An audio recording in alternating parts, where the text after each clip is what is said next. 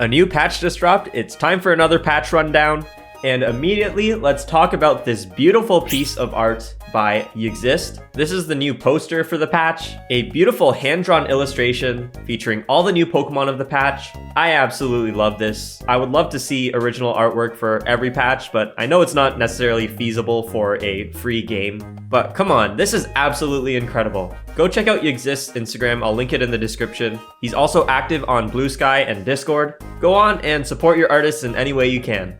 Alright, let's jump into the patch notes, starting with the new Pokemon. Firstly, we have Pancham. Pancham is a 3-cost Dark Fighting additional pick. Its stats aren't too standout, and its ability is basically just a bunch of auto attacks. With the right items, it can definitely be made to be quite strong, especially with some increased luck, but overall not too impressive. What is really cool though is its passive effect, which when it targets an enemy for the first time, it reduces its attack and ability power by 20%. And since Pancham is a dark type, you can position it to specifically target your opponent's carry, or at least force your opponent to have to be extra careful when protecting their carry. Overall, a pretty cool Pokemon with some really nice utility.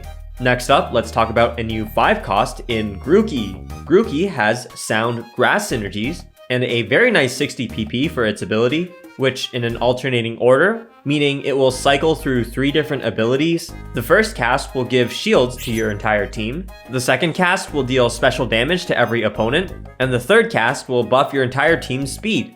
Not only that, but if Grookey can't attack any enemies and it's beside an ally, instead of running around the board chasing after enemies, it will just sit there and hit its drum. Hitting its drum will give itself as well as adjacent allies some extra PP, and the drum beat itself also counts as an attack, so that's going to activate your mana scarfs and upgrades. But safely generating PP behind your allies is a very cool strategy that Grookey can utilize. It's going to be really cool seeing this guy sitting in the back of a sound team just casting non-stop, providing shields, buffs, and dealing damage. I'm very interested to see a Grookey sound team in action.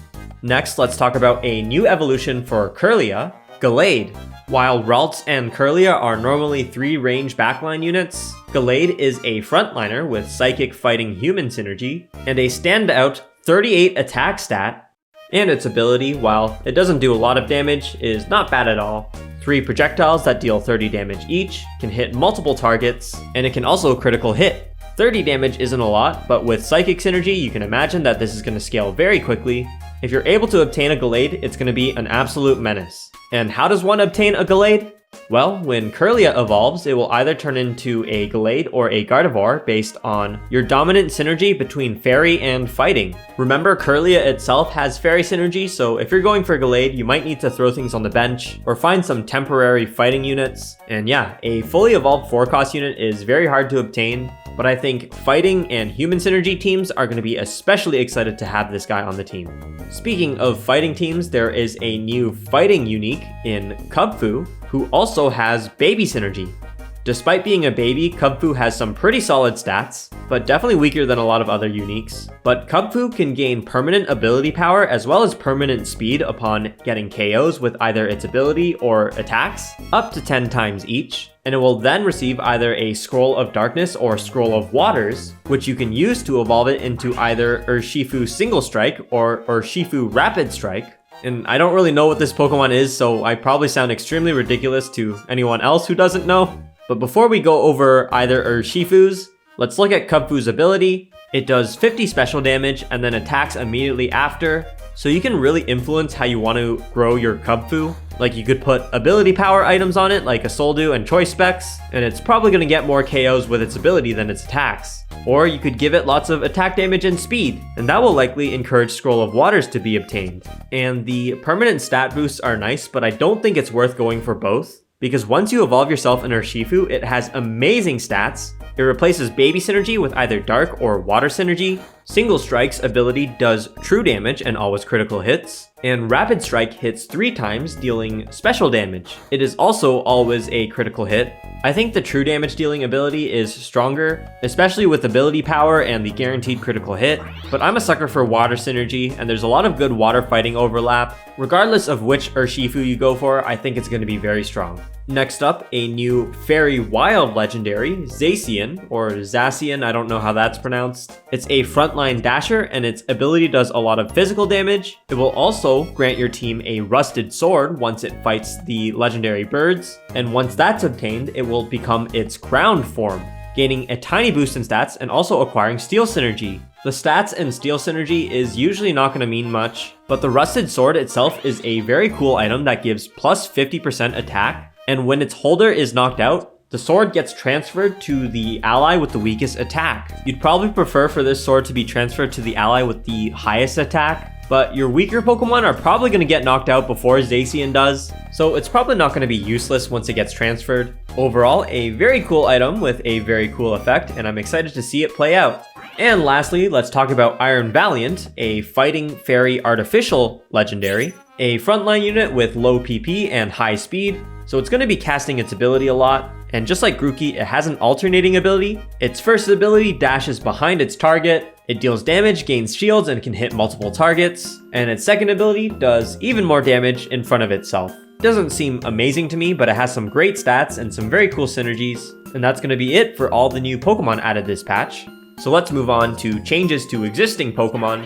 Charmander's defenses got a slight rework. Charmander is now slightly weaker, whereas Charizard is stronger. Honestly, this change won't really be felt. Charmander still solos the Rattatas in Stage 2 with the right item, as long as it doesn't get unlucky with critical hits. And Charizard is now going to be very slightly better. Wartortle also got a small defense buff. Squirtle and Blastoise remain unchanged. Kakuna got a major defense buff. I think it will certainly be significant in the early game. Pichu's line continuing to get nerfs every patch. Its defenses are now much worse. It's certainly still going to be usable, especially in the early game, but now there's going to be even less situations where it remains a monster throughout the entire game. Pidov's line got huge stat buffs. It's definitely a more serviceable unit now, but I still think its ability is just so bad. It's just not going to be dead weight for your team anymore. Litwick's line got some small defense buffs. Same with Fennekin, who got a small PP reduction. Roaring Moon's ability Scale Shot now always shoots 8 scales, but also a pretty significant damage nerf. Overall, just going to make it more consistent and less potent. Spiky Shield, the ability of Silcoon, Cascoon, and Maractus got a buff. Also note that Onix and Steelix no longer have this ability, but now the damage received by attackers is equal to 100% of the caster's defenses. And Onix's line now has Iron Tail, which hits 3 enemy Pokemon in front of it. It knocks them back, and the damage scales with Onix's defense stat. Tepig used to have a different version of Iron Tail, but now its line has the ability Heat Crash, which knocks back its target, and it deals more damage if Tepig has more attack than its target. Overall, I think this makes it much better in wild comps, a little better in fire comps, and a little worse in fighting comps. Our Chaladon now no longer devolves when its artificial item is removed. Honestly, I had no idea that was the case for it previously, but this change is just going to make it a lot easier to use. Unless you have Eviolite, you should pretty much always be evolving yourself in our Chaladon. And its ability Electroshot now does a little bit more damage. Cryogonal, slight PP buff. Munchlax also got a nice buff to its HP gaining. Flapple has gotten a huge speed buff, which is very nice. One of Applin's biggest challenges was trying to overcome its abysmal speed stat, and because Flapple and Hydrapple sort of filled similar roles, but Hydrapple just did way more damage. With Flapple's speed buffed, there's actually reason to use Flapple instead of Hydrapple now. Diplin also got a slight change, gaining 3 range, and its ability no longer paralyzes, but it does reduce speed. Okay, I still think there's no reason to use this guy over Hydrapple. Cosmic Power Sun, which is Solrock's ability, now only affects allies, whereas Lunatone's ability got a small buff, granting a little bit more ability power than before. Drowsy got a slight buff, its Sleep now scales with ability power. Still not an ideal ability power item holder, but definitely not as bad as before. Nosepass's line is now Rock Steel instead of Rock Artificial. Its ability was extremely annoying. I mean, it still is, but at least now it's going to Steel, which is a really cool comp that lacks a lot of defensive options. Dragon Breath got a slight rework, so that now when you use it with Wide Lens, it hits everything between itself and its target, as well as the enemy behind the target. Overall, just going to make it a lot easier to catch a stray whiff of that nasty Dragon Breath. The ability Retaliate, which is a TM as well as Lillipup's ability, got a slight buff to its damage scaling. Very nice. Previously, there was pretty much no situation where you would want to use your Retaliate TM. I still don't think it's that useful of an ability, but in the rare cases where it was actually useful, it's certainly going to shine a little bit more. Heatmore got a slight defense and special defense nerf. Kingler got some nice stat buffs. Honestly, I don't know in all of my playing if I've even evolved myself a Kingler. I should definitely try it out. Ice Cream got a new ability. It now fires icicles into your opponent's backline, dealing damage and freezing. And this sounds awesome. Much more useful than its previously useless Sing. Why is Ice Cream singing anyways? It is a sad loss for my imaginary theorized sleep comp, but that's not a real team. What is real is ice teams and amorphous teams. And of course, let's not neglect gourmet comps. But now, I think the Ice Cream Cone is going to be more than just synergy filler. Alright, Totodile's line, a PP buff. I don't think that's very significant. Same thing with Lotad. Also doesn't seem that significant, but Oshawott, who I think is a very solid unit with some great synergies. It also got a PP buff. With the right items, this guy could become an unkillable menace. Now it's going to start shielding up even faster. Still will be kind of hard to achieve with how water comps are paced. But I think Oshawott is now going to be an even more potent frontline staple in water and fighting comps. Definitely more reason to lean towards itemizing Oshawott in your water teams. Dynamic Punch, which is Makuita's ability, got a slight buff. It now does twice as much damage and has a slightly increased confusion duration. Snake Zygarde got a lot of buffs. More range, lower PP. Definitely going to make it a lot more consistent and reason to use it instead of the Greyhound. And Zygarde now always transforms after 15 seconds. And the 100% form now does a little less damage, but it can hit multiple targets. So actually, it does more damage. Overall, this just makes Zygarde even more useful than before. If you're playing with Ground's normal game plan, you can pretty much guarantee that it will transform every fight, as long as it is able to survive those 15 seconds. And overall, just going to be a lot more consistent of a unit. Purloin is now a 2-cost unit. Its ability and stats have been changed to reflect that. Milcery and Alchemy now target the strongest ally instead of a random one. This is determined the same way that Bug Cloning and Ghost 8 Curse targeting is determined. So that's based on items held, then number of stars, and then the rarity of your Pokemon. I have yet to use Milcery. I still don't really want to, but I'm sure this will make it a little bit better. It also got a small speed buff. Still a pretty slow Pokemon overall, but certainly a lot better than that abysmal 36 speed. Caterpie's line has changed from Bug Grass type to Bug Amorphous type. This is super exciting to me. It's a great combo because Bug clones are affected by Amorphous synergy, and Caterpie combos really well with Dewpider. Getting just Bug 2 synergy in an Amorphous team is very strong, and I think it's going to be really fun cooking with Caterpies. The footage in the background of this video is a Bug Amorphous game led by Caterpie, and it was a very fun game, so I'm glad to be sharing it here. But let's move on to Fickle Beam. That's Hydrapple's ability. It got a slight rework, which amounts to, I would say, overall a nerf. Its ability can now damage up to 5 times at a 50% each shot, and the damage has also been reduced to 50 damage. So on average, it's going to be doing 125 damage per cast, which is still very strong and made better by Lucky Egg and ability power. But overall, it's probably going to be dealing a little less damage now. Mantike now have a 33% chance of fishing up a Remoraid, a very minor buff. Slowpoke is now a Psychic Water type, and Slowking has a slight increase to its defense. This is going to help enable Psychic Water comps, but it does make Aquatic a little bit harder to achieve on Psychic teams. But overall, I think this is a good change for Slowpoke. Rookidee's line got some nice stat buffs. That's going to be nice for Steel and Flying comps. Morpekko's ability is now going to cast a little slower. Now you're definitely going to have to invest a little bit of speed in order to get it to pop off. Yeah, this nerf is totally warranted. Cerule Edge's ability, Bitterblade, got a nerf. The healing on its ability no longer scales with ability power, which is totally warranted. Articuno got a slight PP buff, which is great because it has a very strong ability. Woodhammer, which is Bonsly and Sudowoodo's ability, got a damage buff, and it also does a little less recoil damage to itself. Honestly, people have been sleeping on Bonsly. It is ridiculously powerful. It just has pretty bad synergies that aren't really usable in a lot of teams, but when it does get used, it usually does so much damage, and I think with these changes, it's going to be very apparent, but we're probably still not going to see Bonsly because of its synergies, at least outside of Baby 7 teams. Pumpkaboo's ability is a lot simpler to understand. The 4 different curses have now been replaced to just transforming your opponent into Magikarp for 3 seconds. A fun little Witch's Polymorph spell. Jolteon got a nice buff, almost doubling its speed stat, but also reduced attack and higher PP, so actually more of a stat adjustment than a buff. Similarly, Leafeon and Espeon increased speed, lowered attack. Hitmonchan, Hitmonlee, and Hitmontop all have increased speed stats. And Meloetta Pirouette, that's the fighting frontline form, got a huge speed buff, but also increased PP. Overall, I'd say that's a buff. Gumi's line in the non-Hisuian form got a minor speed buff, which isn't too significant. Gumi has always been there just for its synergies, but now it's going to be a little bit more useful beyond that. And the Wurmple line has gotten some speed reworks. In their second stage Cocoon form, they have reduced speed, an extremely abysmal 20 speed, but they did get some nice HP buffs. And once they fully evolve into Beautifly or Dustox, a nice increased 42 speed stat.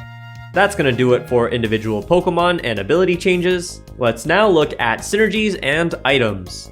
First off, wild Pokemon can now be found in the very first shop of the game. When Treasure Town was introduced, wild Pokemon were removed from the very first shop of the game, which made it a lot harder to run an early game win-streaking wild team, but overall a nice change for wild enjoyers.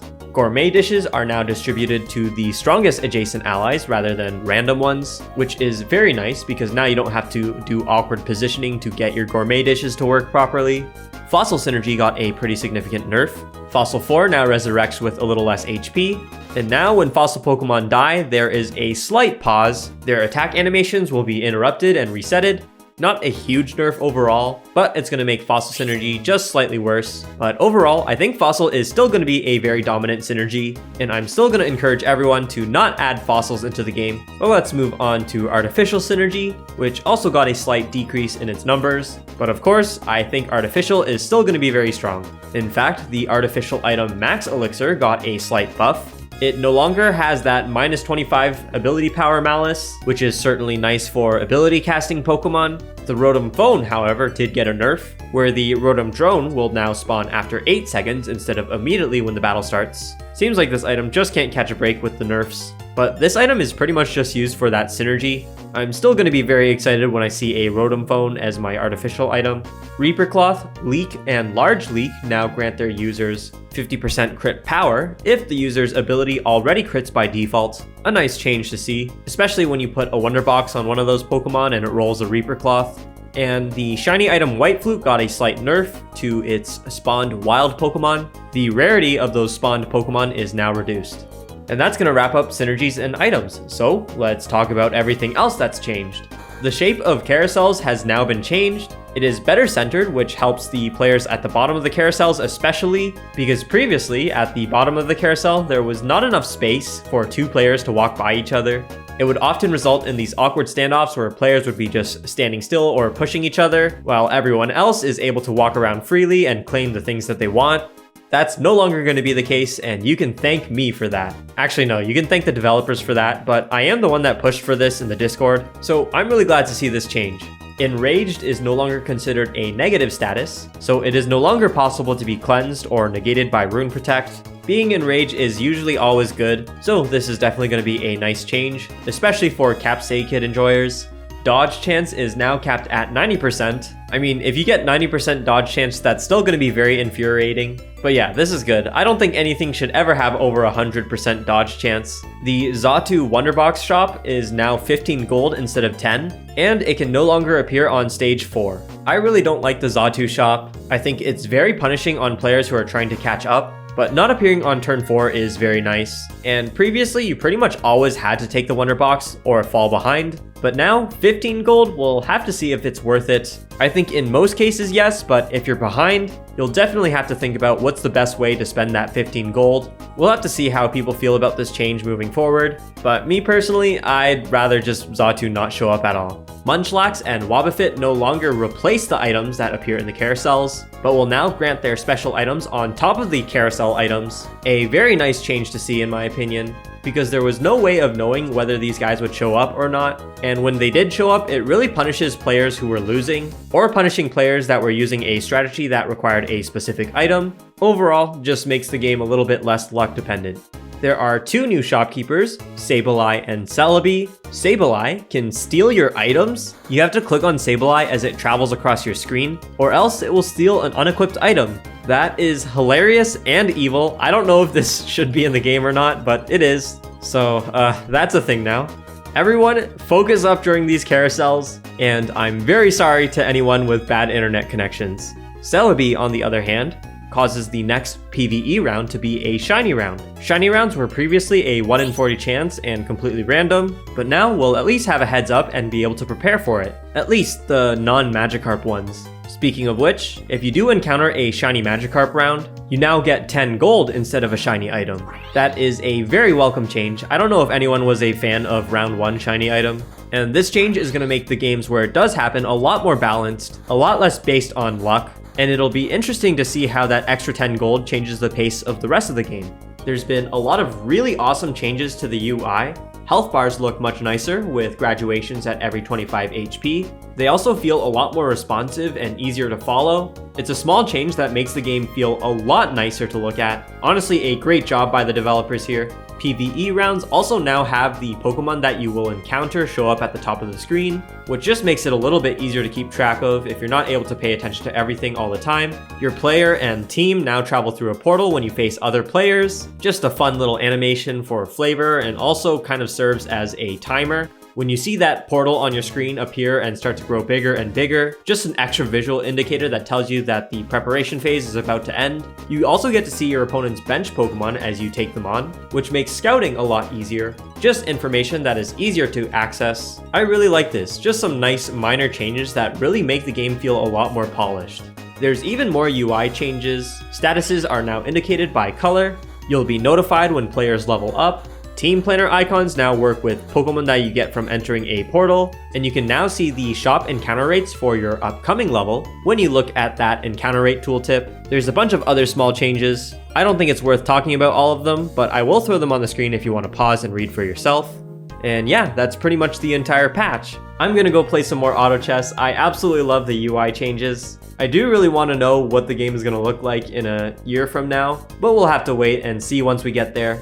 For now, thank you so much for watching and sticking all the way to the end. Another round of applause for the developers and contributors, and I will see you all in the next game.